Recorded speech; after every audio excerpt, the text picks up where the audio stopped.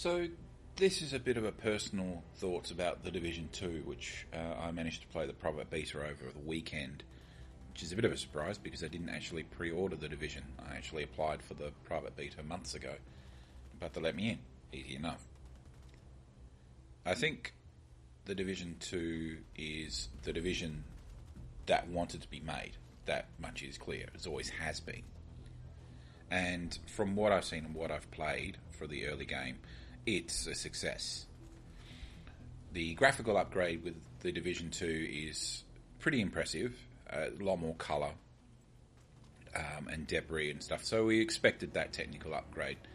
And the map again is superlative, almost sublime in the way the map design. And you're just going through back streets, alleys that are strewn with rubbish. Same thing from The Division. It's pretty amazing. Again, we're looking at the base of operations. Again, we're looking at instance gameplay where you can call other people in to your instance to help out, which is happening a lot in the beta, for good or for bad. It's obviously a bit of an upgrade to the system that they had originally. Rather than pulling people, your friends in, you can actually pull any randoms in, which is a good idea, but it actually interferes with your story a bit. The amount of times that something's run over the top of what I'm trying to listen to because an agent's call for help is a bit of a frustrating point. The idea with the safe houses also being upgraded and being a bit of a story hub is a great idea. Obviously, they're looking at that rather than sort of doing an initial setup like they've done with the First Division. So we see how that pans out, and I'm hoping that that improves gameplay per se. The gunplay, again with the Division, is fantastic, enjoyable. All the types of guns are there are really good. I guess the issues, the same with the Division, is you can get two same guns with entirely different stats and modifiers, which is going to be the case with this kind of shield leader. Can't help that. But yeah, it's excellent, and with the graphical upgrade, it feels more in control. You're seeing your bullets go down the line with your targets. It feels very good. As well as things like contested zones, so now enemies will actually make contested zones. The NPCs, rather than I should say the NPCs that are on your side, will also come out and they'll interact. There's a lot more interaction with the environment and the NPCs, enemy and friendly NPCs, than there was previously. And they've also got their own missions as well, and they also want supplies and things like that. And interacting with suppliers is actually a lot cleaner than it was in your Division. You're not constantly having to bend down and pick things up. It's quite good. One thing that's bothering me already is the storyline, and I've said previously with the Division the storyline wasn't great. This one actually actively annoys me, being 6 months in the timeline of what's actually happened. You start off with a pistol, you're starting off with the beginning again, and of course you make a base of operations and the White House goes rah-rah. That's fine, I suppose. But it's the same thing repeated. They've done the cure is worse than the disease. Just started something else, and I've already seen some of the enemies obviously using the cure to prop themselves up or whatever, so we'll see how it goes. But there's nothing new or interesting in the storyline that's going to break it out. And it's more aggravating, I think, and this is a personal thing that's more aggravating, that after 6 months there's still factional warfare and stupidity involved around that. It really doesn't make sense. I mean, yes, society will crumble and fall, but after 6 months, and obviously one side has power and technology and everyone else is just looting as well. in as in the first game, and stupid things like I've had you interrupt gunfights, and we're falling into the same thing again. Anyone with a mask is a bad guy with a gun. Anyone without a mask with a gun is a good guy. And again, they haven't changed the enemy AI, and it's really frustrating that we're still. I can pinpoint who to shoot, where to shoot, how they're going to operate and maneuver. And we're still having enemies rush against us. I think they're trying to make that a storyline thing where they just get juiced up on the cure and then start rushing with you. But rushing enemies is just ridiculous. And also, I mean, after 6 months, people wouldn't be that chaotic, like to walk towards you just, firing a weapon at you. They know you're the Division. That's the interesting thing, is now the Division is out and running around. Seems to be a really strange disconnect with that, and the AI makes it just incredibly frustrating. I know that AI is going to be one of those difficult things to manage within a game, a shared world game like this. But if you've played the Division, there is no difference in the Division 2 that I've seen so far. And again, it's going to fall down to what tech the others use. I mean, we've all got bosses already with armor, and you take out the armor and drop it out, but we're still doing that kiting around the atriums or whatever just to. And if you kite around, you do it and drop a grenade on occasion, or drop a turret and the bosses go down. There's nothing new in this. There are snipers in the game a lot earlier.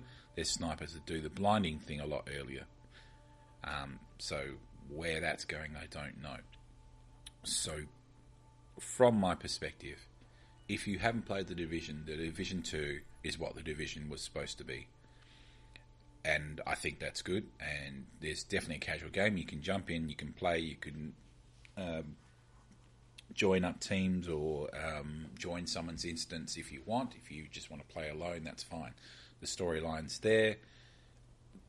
It won't be too difficult to get the right gear and stuff, and it still has the Dark Zone play, 3 Dark Zones, and different PvP modes.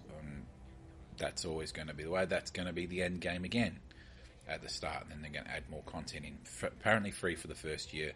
Second year, let's see what happens. If they're offering season passes again, you know that they're going to start locking things behind a paywall. They just want to monetize it, which hasn't no surprise. If you played the Division and enjoyed it, I hope that you can enjoy it again. But I think it's gonna be exactly the same thing. It'll take a couple of days to grind out the main story, and then you're locked into end game content, which would be a few dungeons and Dark Zone PvP to get the latest gear or the latest gear sets.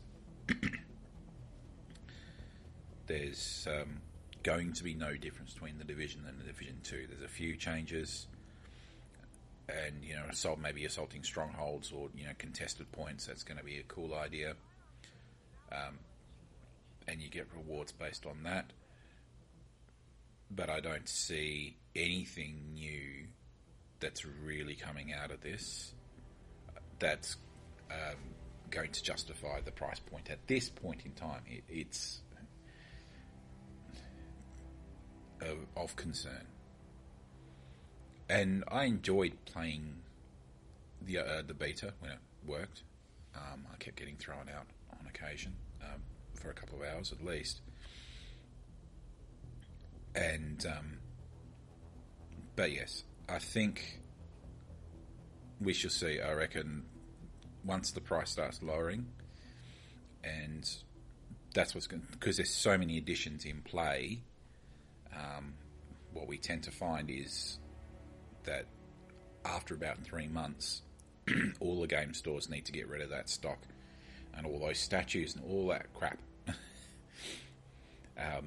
and they'll cut prices. I mean, the game store and the digital stores will the price will stay exactly the same, but the physical copies and those kind of things, the game stores will cut price, and then you can jump in and get it. I don't believe you're missing out being first point of play. There's nothing in there that's going to. I mean, if you get the first year, the season pass for the first year, you've got 9 months of content coming up, so you can come into it 3 months. There's nothing that's going to stop you or prevent you. I mean, you may not get the top skin, or as they say, you don't get the first year Christmas hat or whatever, which is ironic because it's not Christmas. But I would consider waiting. But this is more a personal thoughts video. This is certainly a different format for what I've been doing for first looks. It's probably because everything all hit at the same time, and I was reviewing Apex at the same time. And the Division, they actually let me into the Division 2. So I hope, as I said, my recommendation, if you have not played the Division, and you kind of like shooter looters, this is top quality. You will enjoy it for getting through the storyline quickly, and you may enjoy the PvP because it's not localized. We shall see what the performance is. And again, I guess there's concerns that with the release of the Division, the first time PvP was broken, and there are already complaints that numbers are flying around, which are a bit ridiculous. So we'll see how the systems actually improve or break PvP. But I would certainly recommend, if you have not played the Division and you like that kind of thing, the Division 2 will be your thing. But yeah, it's going to be easy enough to wait a couple of months when the physical game stores start throwing out their physical copies and their statues, because they don't want all that stuff taken up.